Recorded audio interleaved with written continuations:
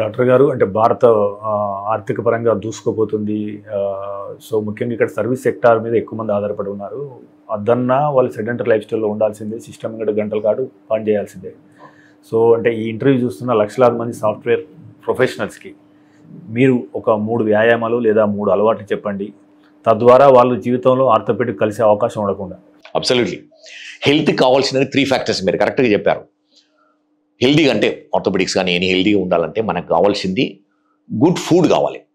మంచి అంటే healthy food. తినకుండా వెయిట్ లాస్ కానీ తినకుండా చేయడం వల్ల ఏమవుతుందంటే అన్హెల్దీగా తయారవుతాం. సో గుడ్ ఫుడ్ అనేది చాలా ఇంపార్టెంట్. రెగ్యులర్ ఎక్సర్సైజ్ అంటే 40 మినిట్స్ వాకింగ్, బ్రిస్క్ వాకింగ్ కానీ జిమ్లో చేయడం కానీ, కొంచెం వెయిట్ లిఫ్టింగ్ అంటే చిన్న డంబుల్స్ వెయిట్ బేరింగ్ ఎక్సర్సైజెస్ అనేది చాలా important.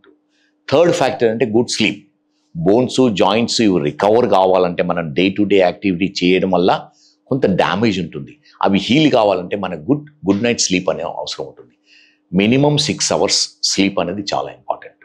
Good food, good exercise and good sleep అనేది చాలా ఇంపార్టెంట్. స్పెషల్లీ ఐటీ వాళ్ళకు ఏమవుతుందంటే vitamin D deficiency is very common.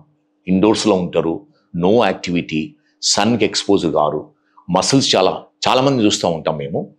Muscles completely waste అయి ఉంటాయి, బోన్స్ చాలా వీక్ ఉంటాయి అండ్ విటమిన్ డి డెఫిషియన్సీ ఉంటుంది. ప్రతి ఒక్కరు వాళ్ళు 24 అవర్స్లో 1 అవర్ వాళ్ళ ఓన్ బాడీ కొరకు స్పెండ్ చేసుకోవడం వల్ల ఏమవుతుందంటే హాస్పిటల్స్ను డాక్టర్స్ను కంప్లీట్గా అవాయిడ్ చేయొచ్చు. 62 లక్షల మంది ప్రజల్లో మెడ్ప్లస్ బ్రాండ్ మెడిసిన్స్ కి మారడం వలన 915 కోట్ల రూపాయలు సేవ్ చేసుకున్నారు. అదే మెడిసిన్స్ అదే క్వాలిటీతో 50 to 80% డిస్కౌంట్లు.